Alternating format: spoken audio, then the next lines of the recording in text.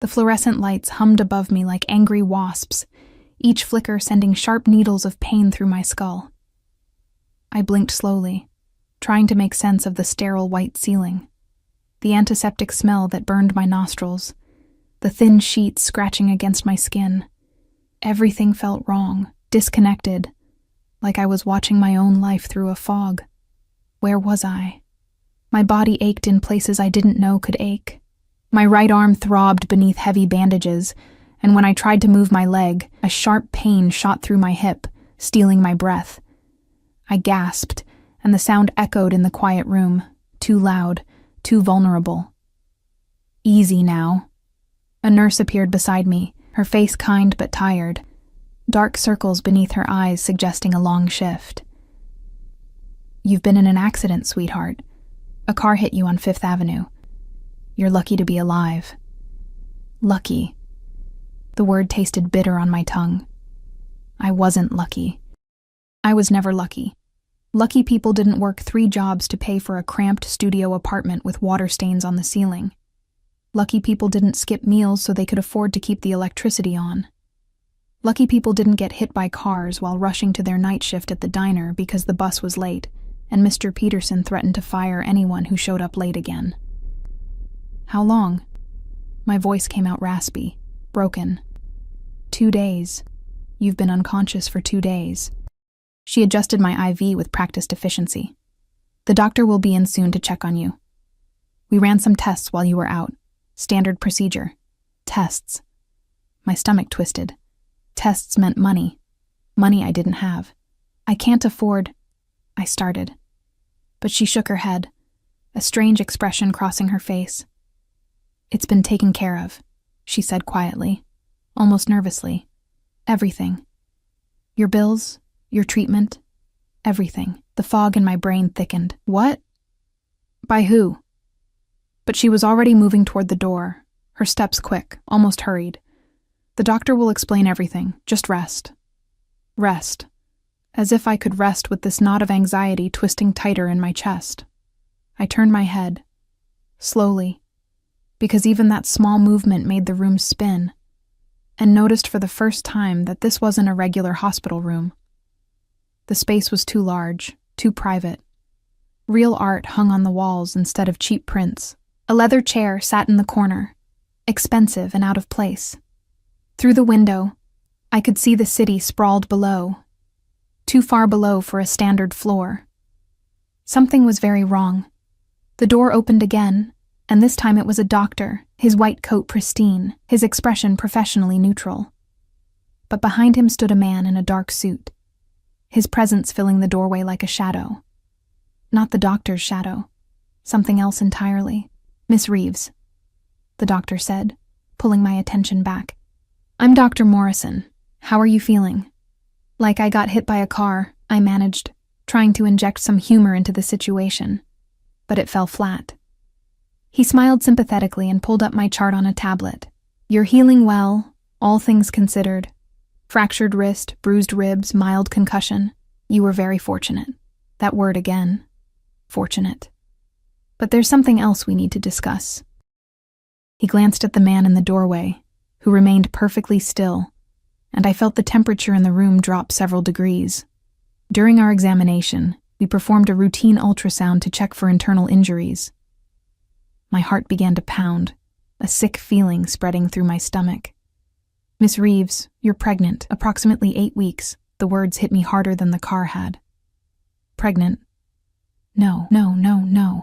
My hand instinctively moved to my stomach, flat and unchanged beneath the hospital gown.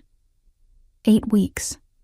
I counted backward, my mind racing, landing on a night I'd been trying desperately to forget. Marcus. His promises, his lies, the way he'd disappeared the morning after with my grandmother's necklace, the only thing of value I owned, and $300 I'd saved for rent. "That's impossible," I whispered. But even as I said it, I knew it wasn't. The exhaustion I'd blamed on working too much. The nausea I'd attributed to skipping meals. The way my uniform had felt tighter around my waist. God, I was so stupid. I need to go. I tried to sit up, ignoring the way the room tilted dangerously. I can't afford this. I can't afford any of this. Miss Reeves, please. Dr. Morrison reached out to steady me, but another hand got there first. The man from the doorway moved with liquid grace, crossing the room in 3 silent strides. His hand, warm, strong, with calloused fingers that spoke of violence rather than paperwork, pressed gently against my shoulder, guiding me back down. "Don't move," he said, and his voice was like expensive whiskey, smooth and dark and dangerous. "You'll hurt yourself." I looked up at him for the first time, really looked, and my breath caught in my throat. He was beautiful in the way that storms are beautiful, powerful, destructive, mesmerizing. Dark hair swept back from a face that could have been carved from marble, all sharp angles and strong lines. His suit was black, perfectly tailored, probably worth more than everything I'd ever owned combined, but it was his eyes that trapped me. Dark, intelligent, predatory eyes that seemed to see straight through my skin to every secret I'd ever kept. A thin scar ran along his jaw. A mark of violence survived. The scent of him washed over me, expensive cologne layered over something else, something darker. Gunpowder, maybe. Leather. Danger. "Who are you?" The question came out barely above a whisper.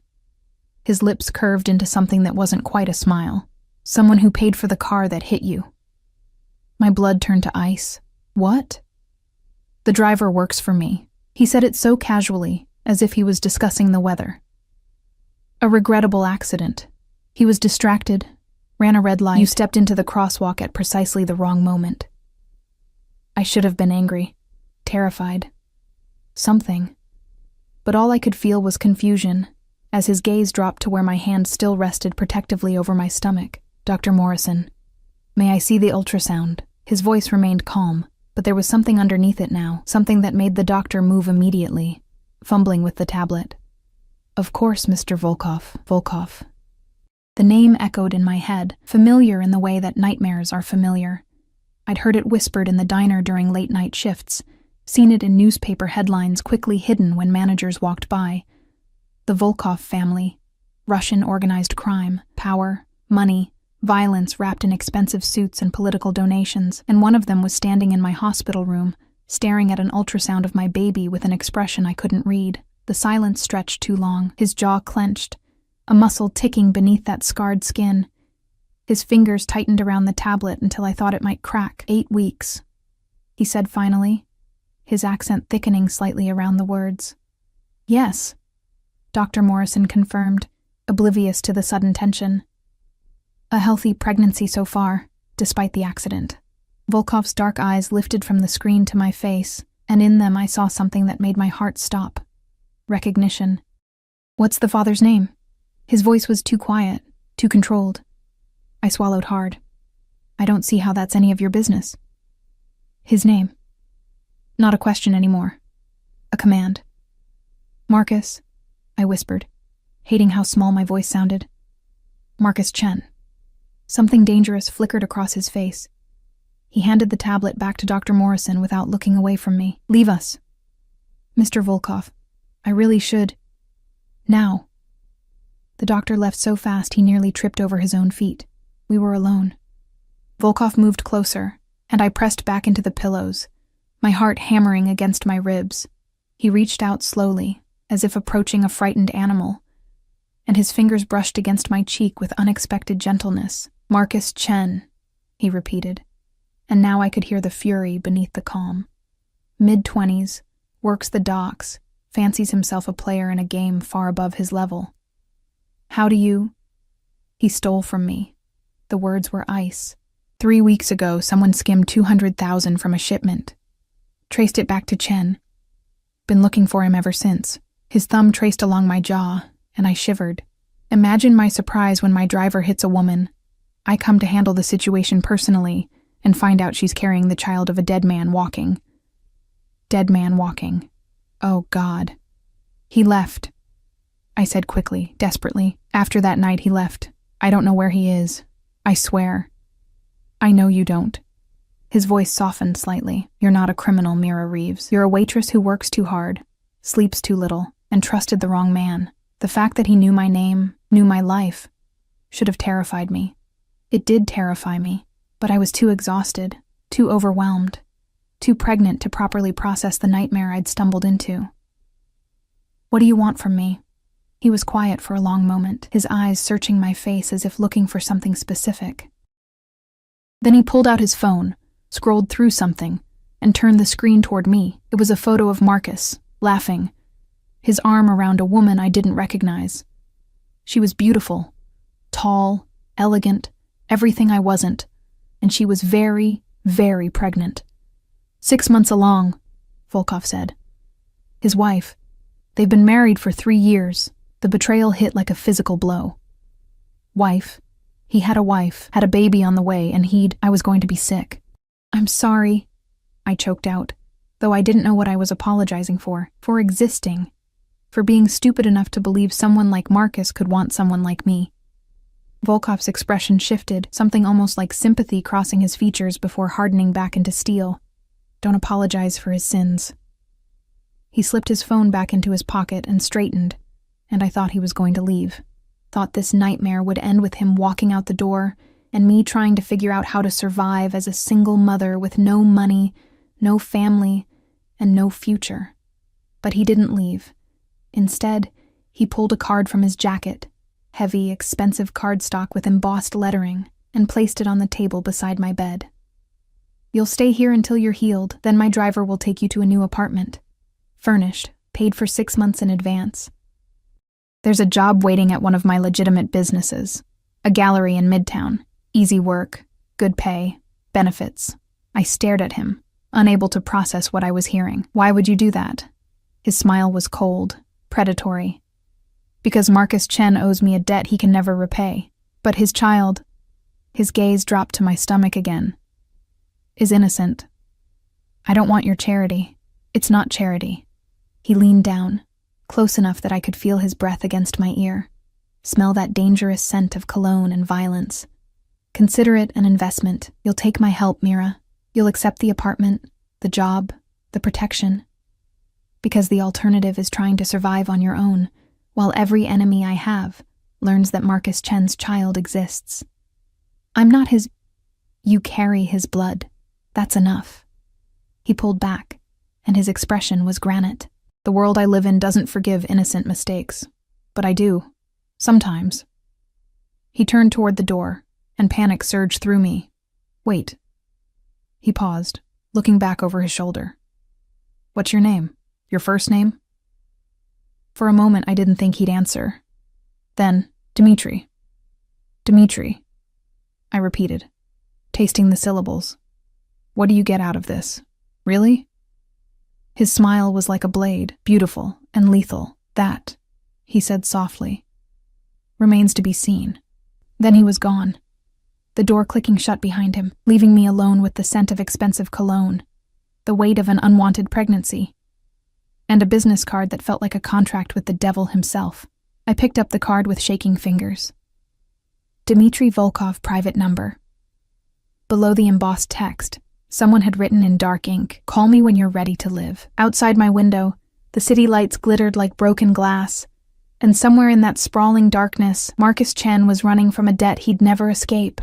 And I, broken, pregnant, terrified, was now tangled in the web of the most dangerous man in the city. The worst part?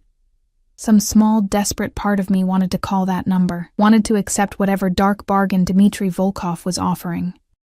Because for the first time in my life, someone was offering me a choice that wasn't between bad and worse.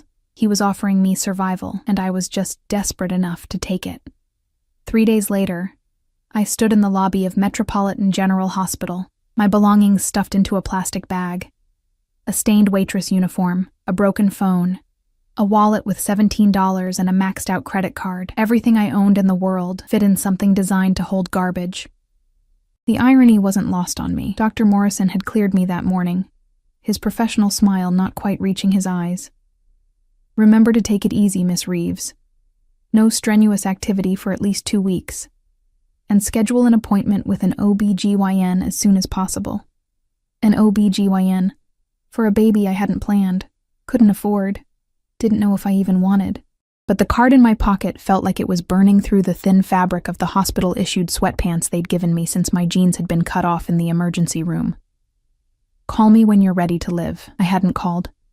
Hadn't touched the card since that first night, as if avoiding it would somehow make this entire situation disappear. Maybe I'd wake up and discover the accident. Dmitry Volkov. All of it had been some elaborate, concussion-induced hallucination, but the bruises covering my skin were real. The ache in my ribs was real. And the nausea rolling through me had nothing to do with my injuries. "Miss Reeves?" I turned to find a man in a black suit standing near the automatic doors. He was tall, broad-shouldered, with a face that looked like it had been broken and rebuilt several times. His eyes swept the lobby with professional efficiency before settling on me. "I'm Victor. Mr. Volkov sent me to drive you home." Home. As if I had one of those. "I didn't call him," I said, clutching my plastic bag tighter. Victor's expression didn't change. "He doesn't require your call to know when you're being discharged.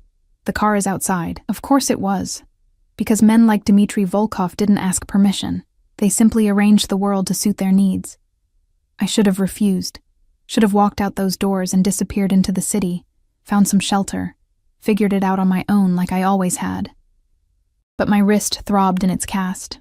My body screamed with exhaustion, and somewhere deep in my belly, cells were dividing and multiplying into something that would depend entirely on me. I was so tired of fighting alone. "Fine," I whispered. Victor nodded once and gestured toward the exit. "This way." The car waiting at the curb wasn't just expensive, it was obscene. A black Mercedes S-Class with windows tinted so dark I couldn't see inside. Victor opened the rear door, and the leather interior released a wave of cool air that smelled like money. I climbed in awkwardly, my injured body protesting every movement, and froze. Dmitry Volkov sat in the opposite seat, perfectly still, his dark suit immaculate, his attention focused on a tablet in his hands. He didn't look up as Victor closed the door and took his position in the driver's seat. "I could have taken a cab," I said, hating how my voice shook. "No, you couldn't have." Now he looked up, and those predatory eyes pinned me in place. "You have $17 and no home to return to.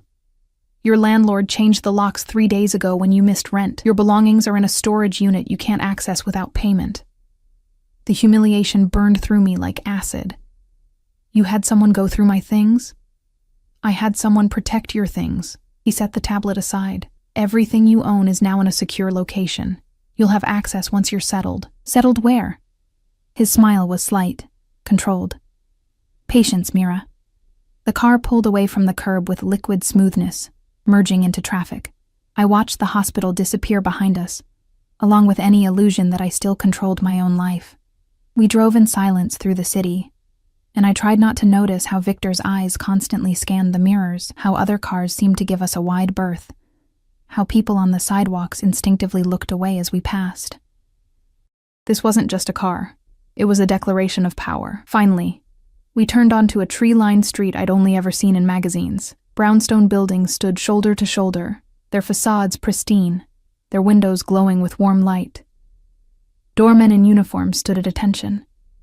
Women in yoga pants that cost more than my monthly salary walked small dogs with diamond collars. This wasn't my world. Would never be my world. "There's been a mistake," I said, as Victor pulled up in front of a particularly beautiful building. "I can't afford—" "You're not paying for it." Dmitry was already out of the car, moving around to open my door before Victor could. He offered his hand, and after a moment's hesitation I took it. His grip was firm, steady, and impossibly warm. He helped me out carefully, aware of my injuries in a way that should have been comforting, but instead felt like being studied by a predator deciding where to bite. The lobby was all marble and brass, with a chandelier that probably cost more than I'd earn in 10 years. The doorman nodded respectfully at Dmitry, not the professional smile he'd give a resident, but something deeper. Fear, maybe, or reverence. "Mr. Volkov. Good to see you, sir. Martin. This is Miss Reeves. She'll be in 4B. Add her to the approved list. No visitors without her explicit permission." "Of course, sir." We took an elevator with mirrors on every surface, and I tried not to look at my reflection. bruised, exhausted, wearing clothes that screamed charity case. Next to Dimitri's polished perfection, I looked like something the city had chewed up and spit out, which I supposed was exactly what I was. The elevator opened directly into an apartment, and I stepped out into a space that stole what little breath I had left. Floor-to-ceiling windows offered a view of the city that belonged in movies, not real life. The furniture was modern but comfortable, all soft grays and creams. Real art hung on the walls. The kitchen gleamed with appliances I didn't know how to use. Through an open door, I could see a bedroom with a bed so large it looked like an island. "This is insane," I whispered. Dimitri moved past me, checking the windows with practiced efficiency, his body language shifting into something more alert. "The building has excellent security. Victor will be assigned to you, along with 2 others who will rotate shifts. You won't see them unless necessary, but they'll be close." "I don't need bodyguards." He turned to face me, and his expression was granite. "Marcus Chen stole from me. When my people find him, and they will, he'll try to bargain. The only leverage he has is you and that child." My hand moved instinctively to my stomach. "He doesn't even know I'm pregnant. He will."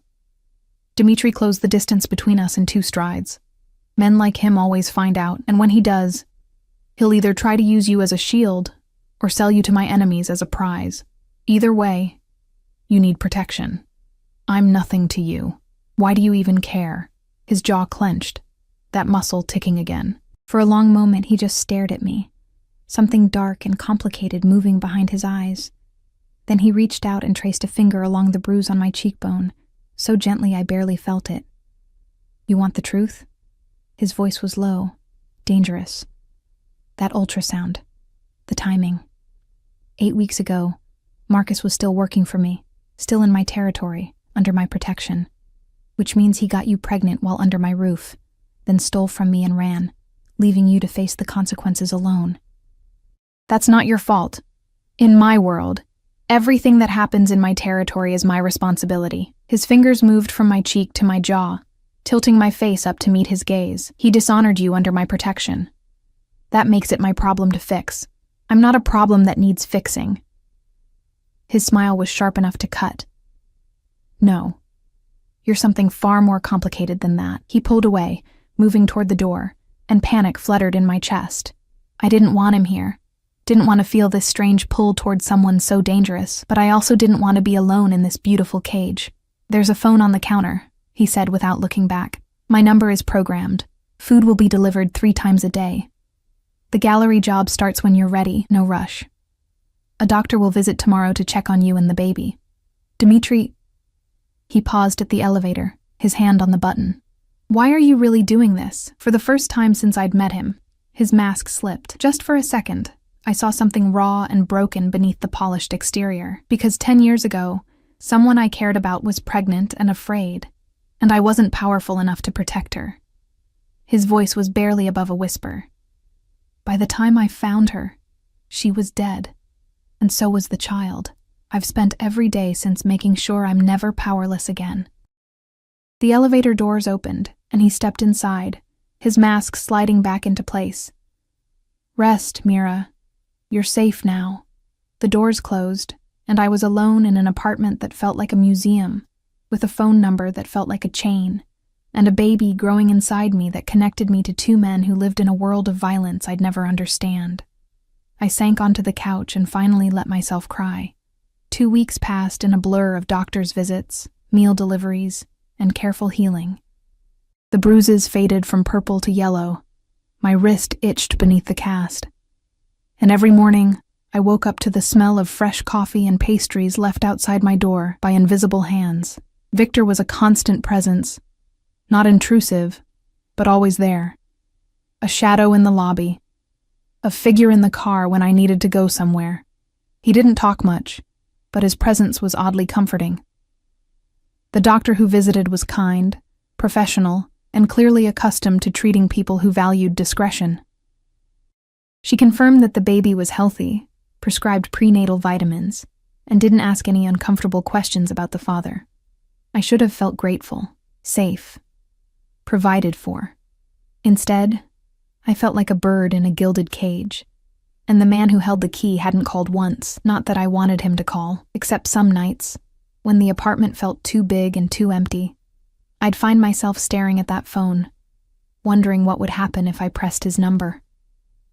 On the 16th day, I finally left the apartment for more than a doctor's appointment. The gallery Dmitri had mentioned was in Midtown, tucked between a high-end restaurant and a law firm. The sign read, Volkov Fine Arts, in elegant script, and when I pushed through the door, a bell chimed softly. The interior was all white walls and perfect lighting, showcasing paintings and sculptures that probably cost more than most people earned in a year. A woman in her 50s looked up from behind a sleek desk, her smile warm and genuine. "You must be Mira. I'm Catherine. Mr. Volkov told me to expect you." She came around the desk, moving with the easy confidence of someone comfortable in her own skin. "How are you feeling?" "I heard about the accident." "Better," I managed, suddenly self-conscious in my thrift store clothes among all this carefully curated beauty. Good. Come, let me show you around." The job is simple. Greet visitors, answer basic questions, coordinate with the curator when serious buyers arrive. Nothing too strenuous. She led me through the gallery, pointing out various pieces. "We're open Tuesday through Saturday, 10 to 6. Closed Sundays and Mondays. Pay is $25 an hour. Plus commission on any sales you facilitate. $25 an hour. I'd been making $8.50 at the diner." "That's too much," I said automatically.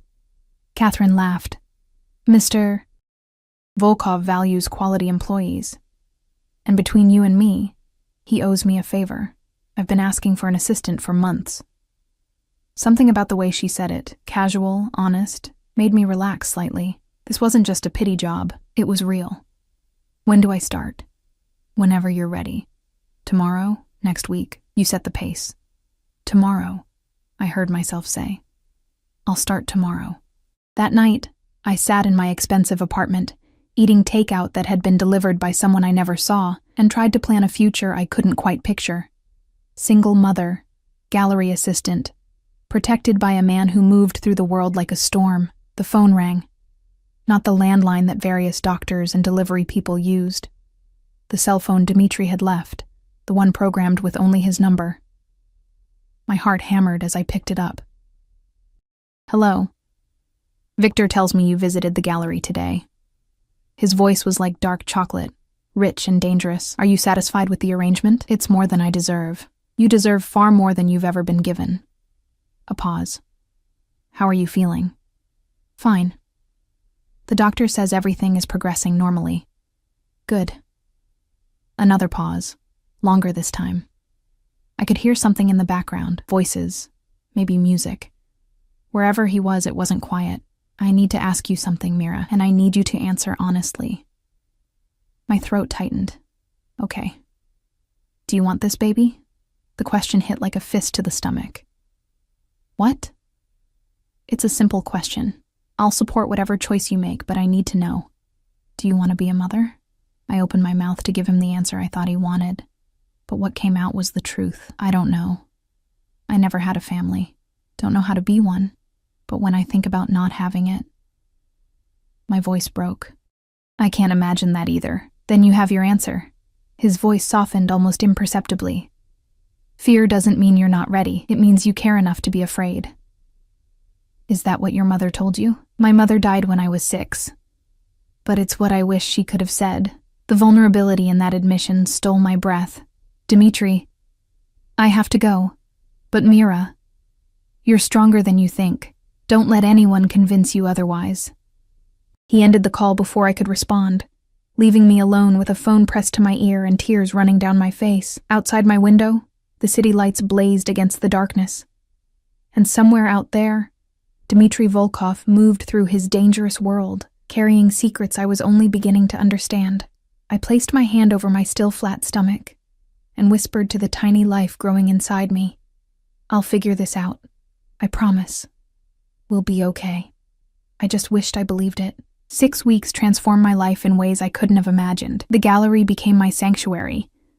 I learned to speak the language of art collectors, to recognize the difference between genuine interest and wealthy browsers killing time.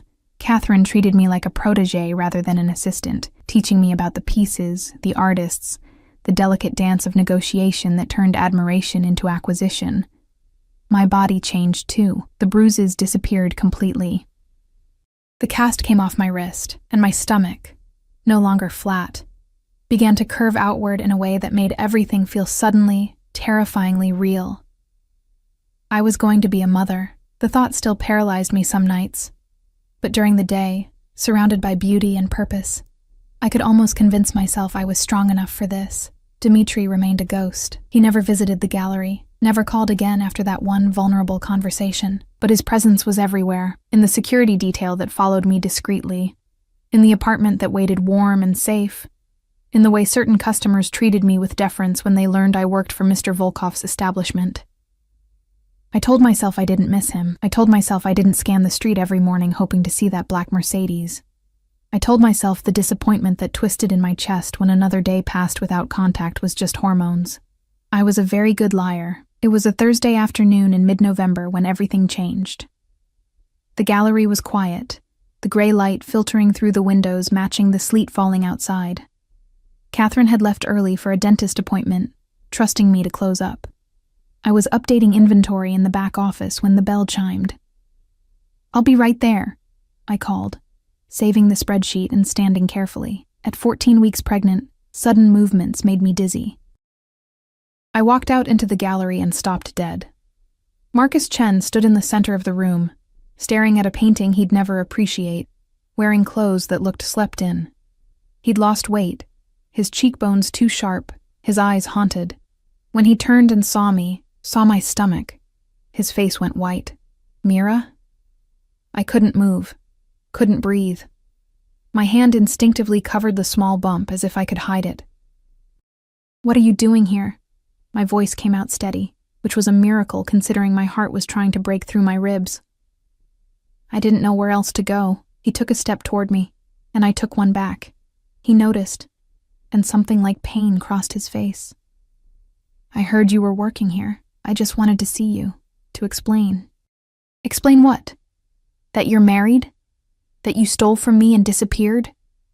That you took the only thing of value I owned and left me with nothing?" The words poured out like poison. "Which part needs explaining, Marcus?" "All of it. None of it." He ran a hand through his hair, and I noticed his fingers trembling. "I never meant to hurt you. That night it was real. You were real.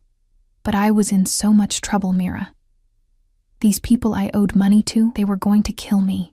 I needed cash fast, and I thought, you thought you'd rob the woman you slept with."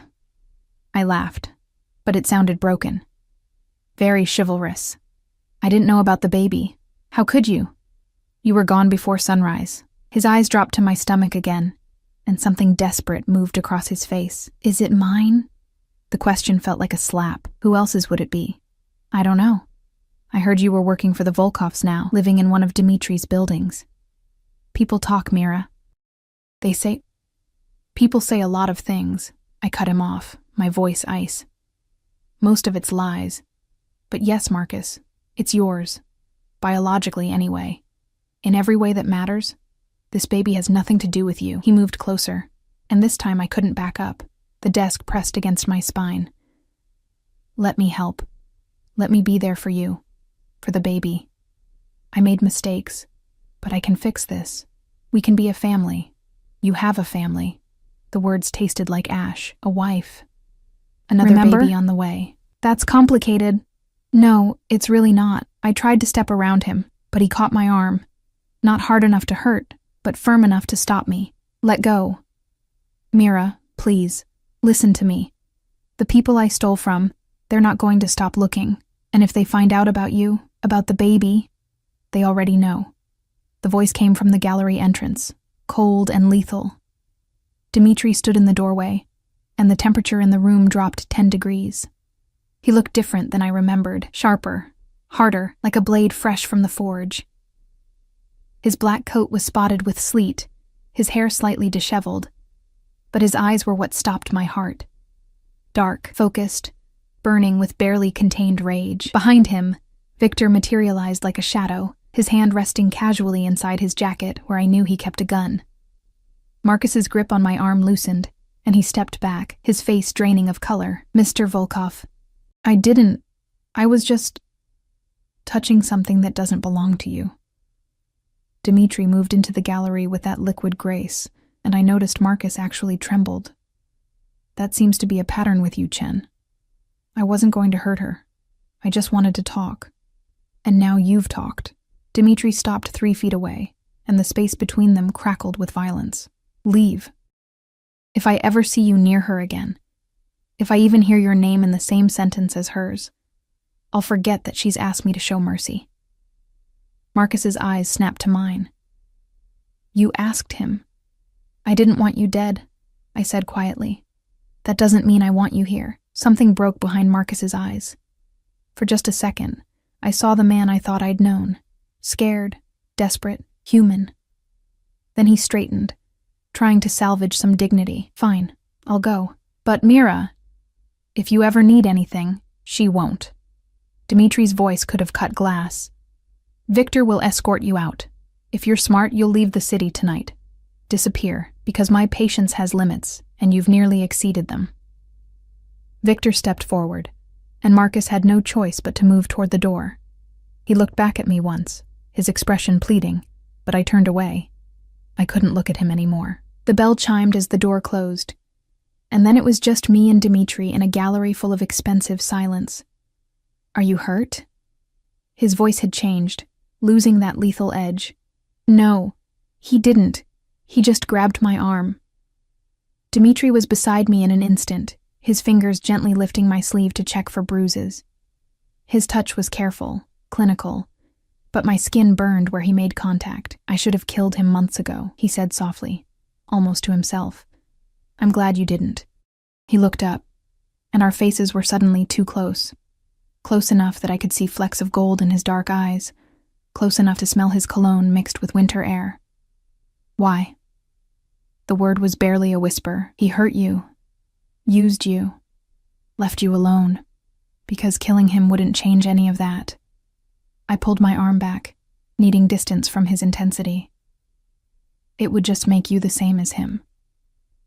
His laugh was bitter. "Mira, I am so much worse than Marcus Chen could ever dream of being. I don't believe that." "Then you're naive. Or maybe you're more than you let yourself be." We stared at each other, the air between us charged with something dangerous, something I didn't want to name. Then Dmitri stepped back, his mask sliding into place. "Victor will take you home. No more working alone. Catherine stays until closing, or you leave early. You can't rearrange my entire life just because I can, and I will." His voice was steel again. "Marcus knows about the baby now. That changes everything. My enemies will hear within hours. You're no longer just a woman I'm protecting. You're a potential target. I'm not your responsibility." "Yes, you are." The words exploded out of him, raw and furious.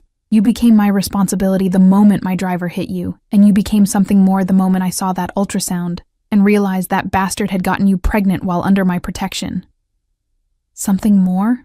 I whispered. "What does that mean?" He opened his mouth, then closed it, visibly wrestling with something. Finally, "It means I won't let anyone hurt you. Not Marcus, not my enemies, not anyone. You're under my protection, Mira, whether you want it or not. And if I say no, if I want to leave, live my own life," his expression was agony, "then I'll let you go. But I'll still keep you safe from the shadows. You'll never see me again, but you'll never be unprotected." The choice he was offering wasn't a choice at all. It was an illusion of freedom wrapped around an iron cage. And the most terrifying part, I didn't want to leave. "Why do you care so much?" The question tore out of me. Really? Is it just guilt? Responsibility? Or is there something else? He moved closer again, and this time I didn't back away. His hand came up, cupping my cheek with a gentleness that contradicted everything I knew about him. "You want honesty?" His thumb traced my lower lip, and I shivered. "I don't know. I've spent 6 weeks trying to stay away, trying to convince myself that setting you up and leaving you alone was enough, but every report Victor gives me, every update on the baby, every time I drive past this gallery," his jaw clenched, You've gotten under my skin, Mira Reeves, and I don't know what to do about it. Dmitri. Mr. Volkov? Victor's voice crackled through Dmitri's earpiece, loud enough for me to hear. We have a situation. Dmitri's entire demeanor changed, the vulnerable man disappearing behind the lethal crime boss. What kind of situation? Marcus Chen is dead, shot 3 blocks from here. Whoever did it is sending you a message. My stomach dropped. Oh God. Dmitri's hand tightened on my shoulder. Get her to the car. Now, full security protocol. Victor appeared in the doorway, his gun now visible. Miss Reeves, we need to go. But Catherine, the gallery is already being secured. Dmitri was moving toward the back exit, pulling his own weapon from beneath his coat with practiced ease. You're going to a safe house, tonight. Pack whatever you need from the apartment, then we disappear. Disappear where? He looked back at me, and his eyes were storm dark, somewhere my enemies can't reach. Somewhere I can keep you safe while I handle this. Handle what? Dmitri, what's happening? War. The word was simple. Final. Someone just declared war on me by killing Marcus in my territory. And they did it knowing you'd be nearby, knowing it would scare you. It worked, I whispered. His expression softened for just a second. I know. That's why we're leaving. He nodded to Victor. Take her through the back. I'll meet you at the safe house. You're not coming with us? I have to deal with the body, talk to my people, find out who's bold enough to make a move like this. He holstered his gun and caught my hand, squeezing once. Trust me, Mira. I'll keep you safe. Then he was gone, moving through the gallery like a shadow. And Victor was guiding me toward a door I'd never noticed before. Come, Miss Reeves. Quickly now. I followed in a daze, my mind trying to process everything. Marcus was dead. Someone had killed him, probably the same people he'd stolen from. And they'd done it knowing I was connected to Dmitri. I was in the middle of a gang war, pregnant, powerless, and completely dependent on a man who dealt in violence and death. Victor led me through a maintenance corridor, downstairs that smelled like concrete and fear, and out into an alley where another black car waited, its engine already running. Inside, he said, his eyes constantly scanning the shadows. I climbed in, my hands shaking so badly I could barely grip the door handle. The car pulled away from the curb, merging into traffic, and I looked back through the tinted window at the gallery, that brief sanctuary of beauty and normalcy disappearing behind us. Marcus was dead, and I was carrying his child into a war I didn't understand. The baby kicked for the first time, just a flutter, like butterfly wings against my insides, and I pressed my hand to my stomach. It's okay, I whispered, though I didn't know if I was talking to the baby or myself. We'll be okay. Dmitri won't let anything happen to us.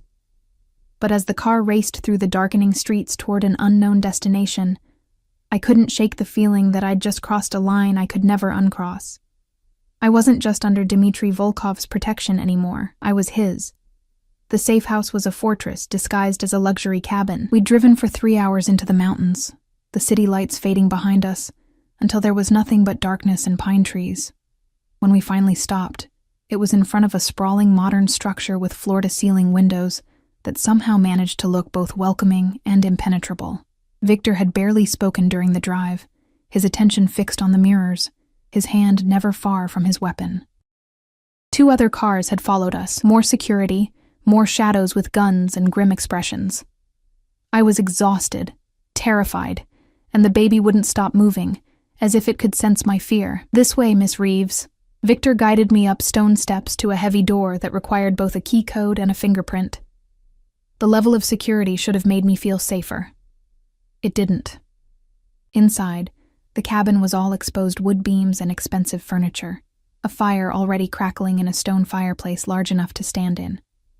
The kitchen was stocked, the lights were on, and someone had left fresh flowers on the dining table. How long had Dmitri been planning this? Your room is upstairs, second door on the left, Victor said, checking his phone. Mr. Volkov will arrive within the hour. Until then, I'll be stationed outside your door. 2 men patrol the perimeter, 2 more watch the road. You're safe here. Safe. That word was losing all meaning. Victor? I caught his arm before he could leave. Marcus, his wife, his baby, do they know? Something almost like sympathy crossed his scarred face. Mr. Volkov will handle it. The family will be compensated, protected. It's not your concern. A man died today, a man whose child I'm carrying. It is my concern. With respect, Miss Reeves, Marcus Chen made choices that led to his death. You didn't pull the trigger. He gently extracted his arm from my grip. Rest. You look exhausted. He left before I could argue, his footsteps heavy on the hardwood floor. I climbed the stairs slowly, my body aching with a fatigue that went bone deep. The bedroom was beautiful, king-sized bed with soft white linens. Another fireplace, a bathroom with a tub large enough to swim in. Someone had already brought my clothes from the apartment, hanging them in the closet alongside new items with tags still attached. Maternity clothes, expensive ones. I sat on the edge of the bed and finally let the tears come. Marcus was dead. Killed because he'd stolen from the wrong people, slept with the wrong woman, existed in a world that didn't forgive mistakes. And his baby, my baby, would grow up never knowing its father, only knowing that he'd died violently in the streets while running from his sins. What kind of life was I bringing this child into? A sound from downstairs, the door opening, low voices conferring, made me freeze. Then footsteps on the stairs, measured and purposeful. Dmitri appeared in the doorway, and my breath caught. He looked like he'd been through hell. His coat was gone, his shirt untucked, blood spattering his white cuffs, but it was his eyes that held me.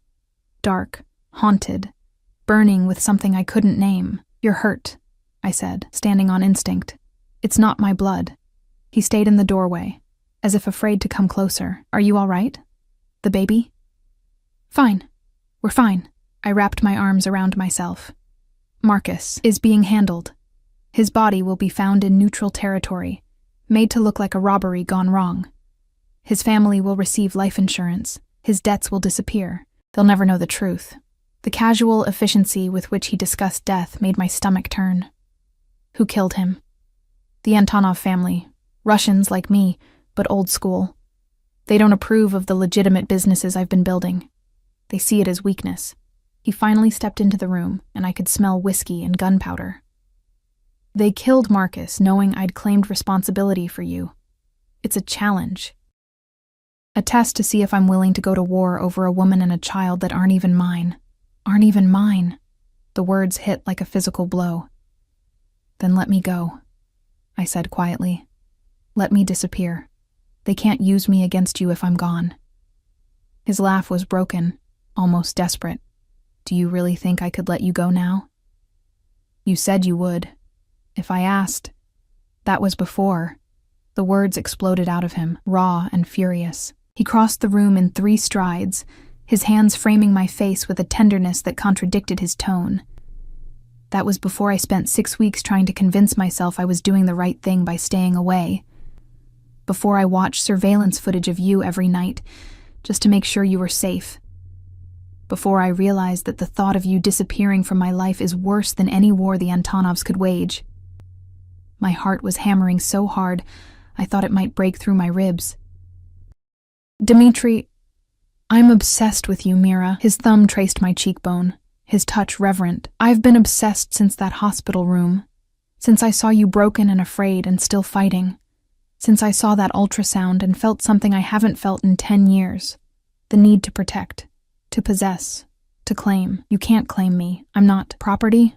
I know. You're a person, with choices and agency, and every right to tell me to go to hell. His forehead pressed against mine, and his voice dropped to a whisper.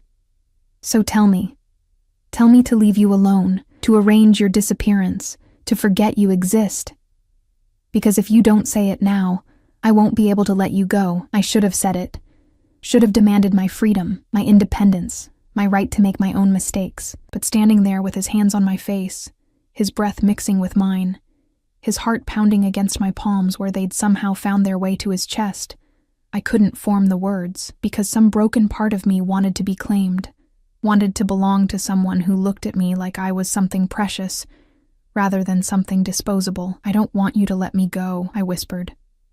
His eyes closed, and a shudder ran through him. Mira, but I need you to understand something. I pulled back enough to meet his gaze. I'm not doing this because I'm desperate or afraid, or because you're providing for me. I'm doing this because when you look at me, I feel seen. When you touch me, I feel valuable. And when you're not around, there's a hollow in my chest that shouldn't exist after only 6 weeks. That hollow? His smile was sharp, dangerous. I've had it for 6 weeks too. Thought I was going insane. Maybe we both are. Probably. He kissed my forehead, soft and sweet. But I'm done fighting it, done pretending I can stay away. His hands slid down to my shoulders, my arms, finally settling on my waist where they bracketed the small bump of my stomach. This baby isn't mine biologically, but I want to be there for every appointment, every milestone, every moment. I want to be the one who holds your hair when you're sick, who puts together furniture at 3 a.m, who teaches them to be strong. And tears were streaming down my face now. Why? Because I'm falling in love with you. The words were simple, devastating, and I don't do anything halfway. I kissed him before I could think better of it, rising on my toes and pressing my lips to his with all the desperation and need that had been building for weeks. He made a sound low in his throat, his arms tightening around me, careful of my stomach, and kissed me back with a hunger that made my knees weak. It wasn't like kissing Marcus had been, rushed and fumbling and ultimately hollow. This was consuming, a fire that burned away everything except the two of us, tangled together in a room that smelled like pine and safety. When we finally broke apart, both breathing hard, his eyes had gone dark with desire. We should stop, he said, but his hands didn't move from my waist. Probably. You're pregnant, exhausted. You've had a traumatic day. And I want you anyway. I traced the line of his jaw, feeling the scratch of stubble. I've wanted you since that hospital room, even though I knew I shouldn't. Even though you're dangerous and violent and completely wrong for me. His smile was pure sin. I am all of those things, but I'll be gentle with you, Solnishka. Always gentle with you. What does that mean? Solnishka? Little son. He kissed my nose, my cheeks, the corner of my mouth. Because you brought light into a life I'd convinced myself was meant to be dark. He picked me up then, carefully supporting my back, and laid me on the bed like I was something fragile. His hands moved over me with reverent slowness, unbuttoning my shirt, sliding off my jeans, until I was bare, except for simple cotton underwear. His gaze traveled over me, lingering on my stomach, and something fierce moved across his face. You're beautiful, he said. And it didn't sound like a line. It sounded like truth. I'm pregnant with another man's baby and covered in fading bruises. You're carrying life. That's the most beautiful thing I've ever seen. He knelt beside the bed, pressing a kiss to my stomach, and I felt tears prick my eyes again. May I? I nodded, not trusting my voice. His hands were gentle as they explored, mapping the changes in my body with careful attention. When the baby kicked against his palm, he froze, wonder spreading across his face. Did you feel that? Yes, I whispered. That's the first time anyone else has felt it. I'll be here for all the rest. It sounded like a vow. Every kick, every movement, everything. He stood then, stripping off his shirt, revealing a body carved from violence. Scars, tattoos, hard muscle earned through survival rather than vanity. I traced a particularly vicious scar across his ribs. Knife fight, he said, 5 years ago. The man who gave it to me is dead. Does it hurt? Not anymore. He caught my hand, pressing it to his chest where his heart thundered.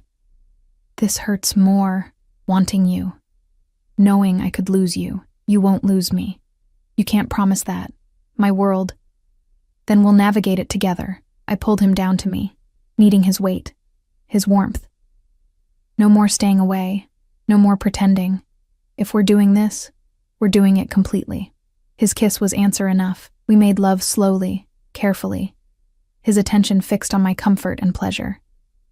He worshipped every inch of my changing body, whispered words in Russian that sounded like poetry, and when I finally came apart in his arms, he held me like I was something sacred. Afterward, we lay tangled together, the fire casting shadows on the walls. And I felt something I hadn't felt in years. Safe, cherished. Home. "I need to tell you something," Dmitri said quietly, his fingers tracing patterns on my hip. "About the war that's coming." The peace shattered slightly. "Okay." "The Antonovs won't stop with Marcus. They'll escalate, try to draw me out.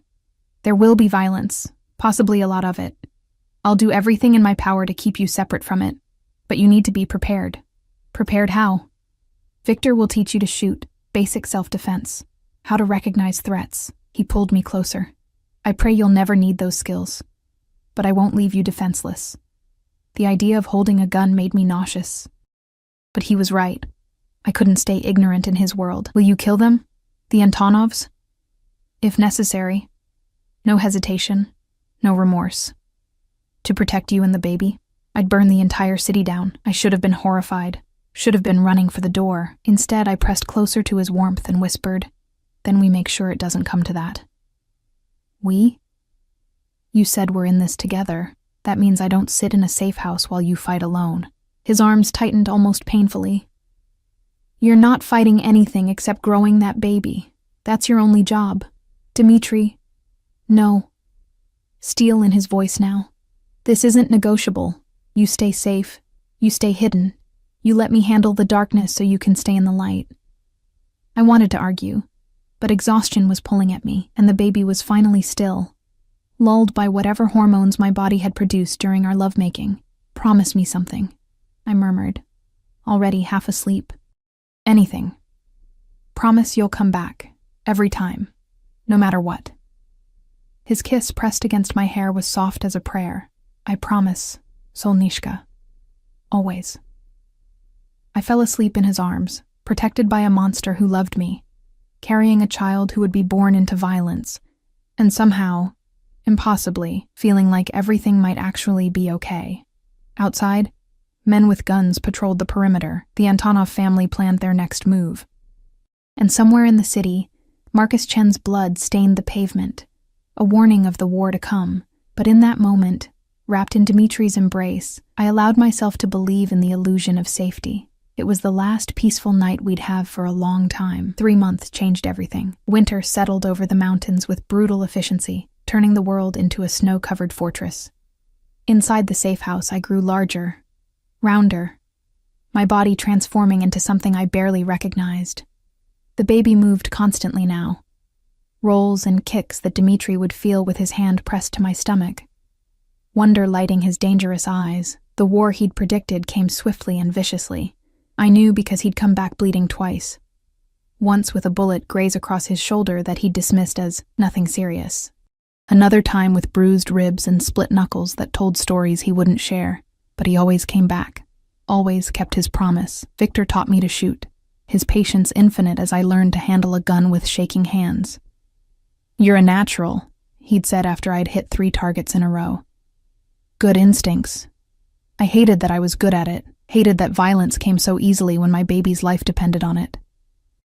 Catherine visited twice, bringing books and gossip from the gallery, carefully avoiding any mention of the bodies that were turning up in the city.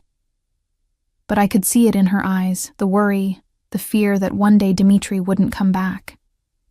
I felt it too, every time he left, every time I heard cars approaching, every time his phone rang in the middle of the night.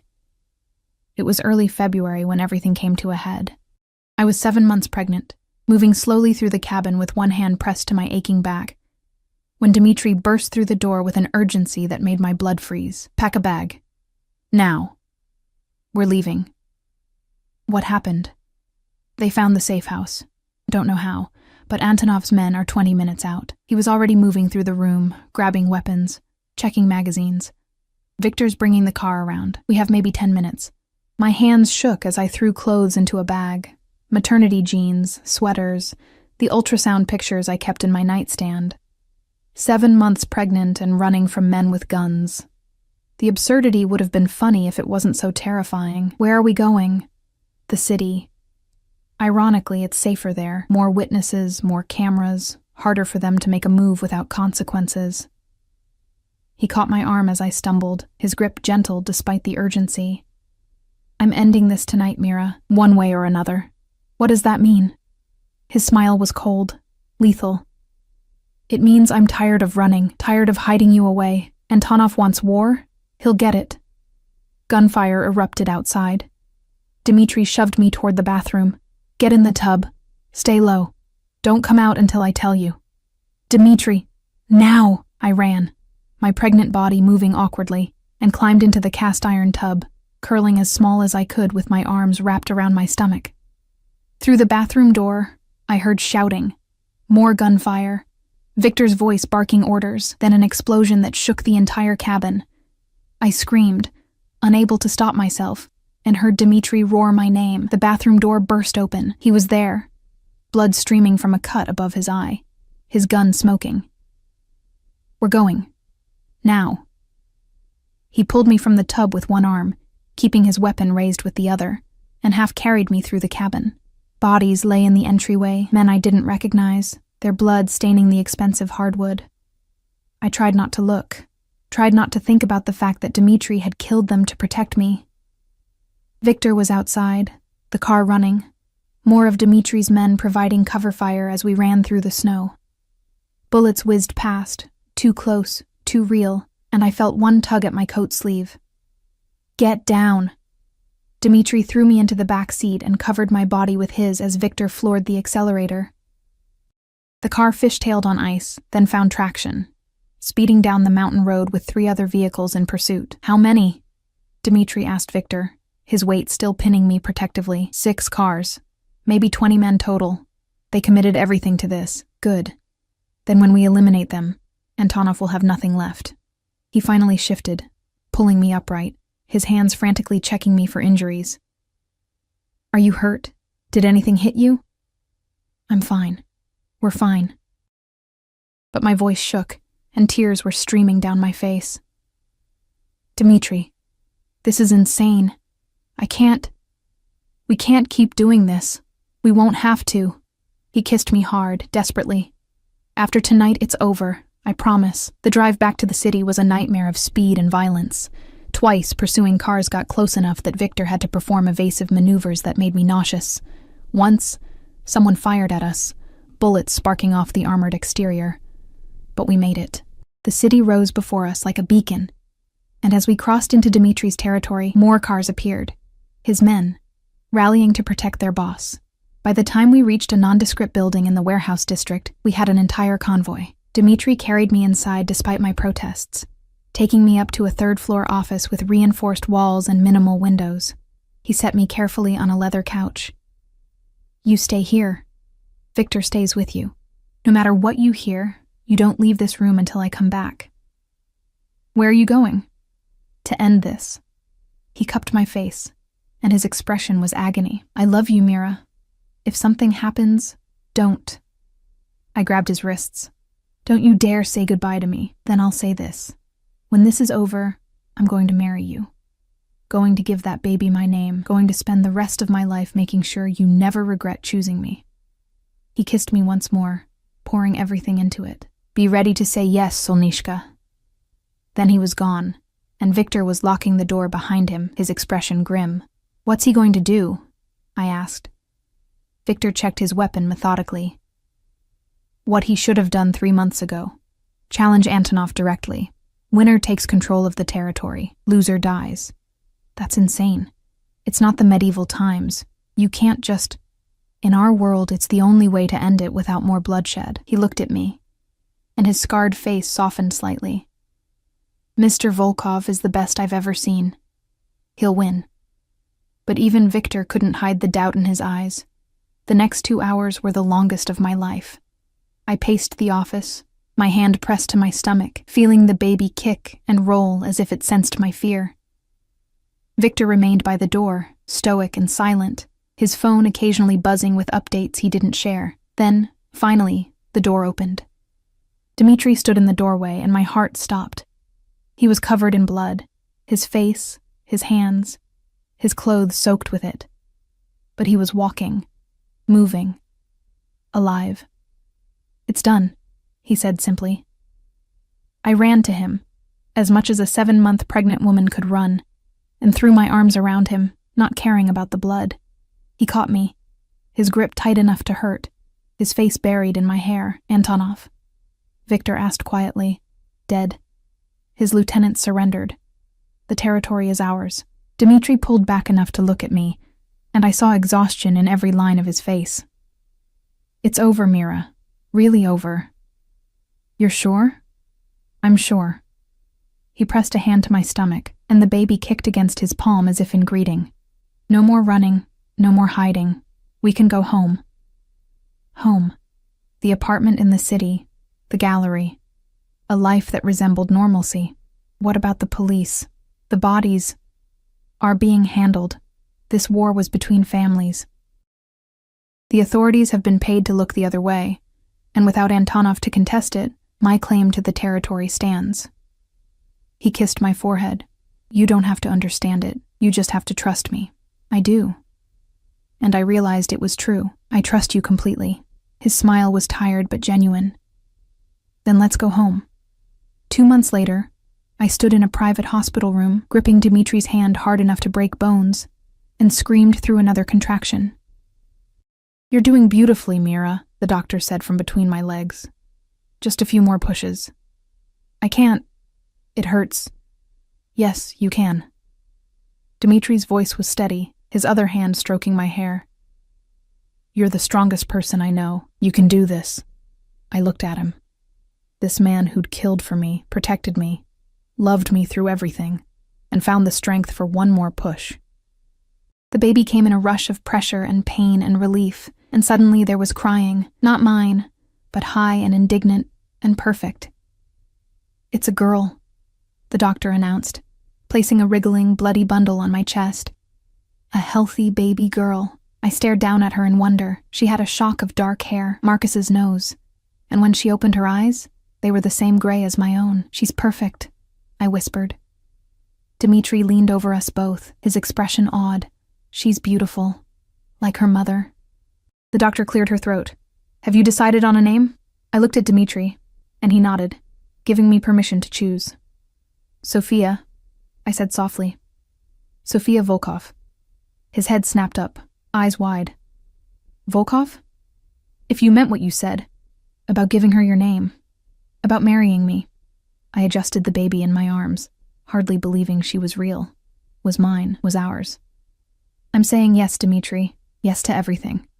He kissed me then, gentle and reverent, mindful of our daughter between us. When he pulled back, there were tears on his cheeks. I'll be the best father I can be, he promised. I'll protect her, teach her, love her like she's my own blood. She is your own. Biology doesn't matter. You're her father in every way that counts. We stayed like that for a long moment.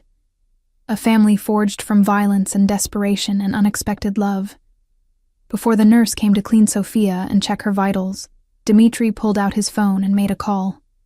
Catherine, you can let everyone know. Mother and baby are healthy. Yes, I'll send pictures. Thank you. Everyone? I asked. Victor, Catherine, my business partners, the people who matter. He sat on the edge of the bed carefully and took my hand. I want to do this right, Mira. A real wedding, not just paperwork, something beautiful, where everyone can see that you chose me and I chose you back. I don't need a big wedding, but I need to give you one. His thumb traced circles on my palm. You've had nothing but struggle and survival your whole life. Let me give you something beautiful. How could I argue with that? Okay, I whispered. A wedding, but small. Just the people we love. Deal. Sophia was brought back to us, clean and swaddled and already sleeping. Dmitri held her with surprising confidence, his large hands cradling her tiny body like she was made of glass. Hello, Sophia, he murmured in Russian, then English. I'm your papa, and I promise you'll never know fear the way your mother did. You'll never be hungry or cold or afraid. You'll be loved and safe and free to be whoever you want to be. Watching him with our daughter, because she was ours, had been ours from the moment he decided to protect us. I felt something settle in my chest. This was my family. Unconventional, born from chaos, protected by violence, but mine. I love you, I said, needing him to hear it. Both of you. My whole world. Dmitri looked up, and his smile was pure happiness. And you're ours. Forever, Solnishka, no matter what comes. 6 months later, I stood in a private garden behind one of Dmitri's properties, wearing a simple white dress that accommodated my post-pregnancy body, and listened to him say vows that made me cry. Sophia slept in Catherine's arms in the front row, oblivious to the fact that her parents were making everything official. Victor stood as Dmitri's best man, looking uncomfortable in a suit without a weapon visible. And when the officiant said, "You may kiss your bride," Dmitri pulled me close and kissed me like I was his salvation. Maybe I was. Because this man, this dangerous, powerful, violent man, had saved me just as much as I'd saved him. The reception was small, but perfect. Good food, better wine, people who genuinely cared about us celebrating our improbable love story. Later, as we slow danced under string lights, Sophia passed between guests who cooed over her. Dmitri whispered in my ear, "Any regrets?" Not a single one. Even though I'm a criminal, even though my world is dark, I pulled back enough to meet his eyes. "You're my criminal. And your world isn't dark anymore, not with us in it." His smile was everything. No, not anymore. We danced until Sophia got fussy, until the guests began to leave, until it was just our small family in a garden that smelled like roses and new beginnings. This wasn't the life I'd imagined when I woke up in that hospital room, broken and afraid. It was so much better, because I'd found something I'd never had before, a place to belong, a person who saw me as more than I'd ever seen myself, and a love that had survived everything the world threw at it. Dmitri carried Sophia to the car. We were going back to the apartment, back to our life. And I followed, my heart full to bursting. "Ready to go home, Mrs. Volkov?" he asked, his eyes dancing. Mrs. Volkov, a name I'd never expected to carry, but wore with pride. "Always," I said, taking his free hand. "As long as home is wherever you are." He kissed me softly, our daughter between us, and the city lights glittered in the distance like a promise. We'd survived the darkness. Now we got to live in the light, together, forever, and that was more than enough.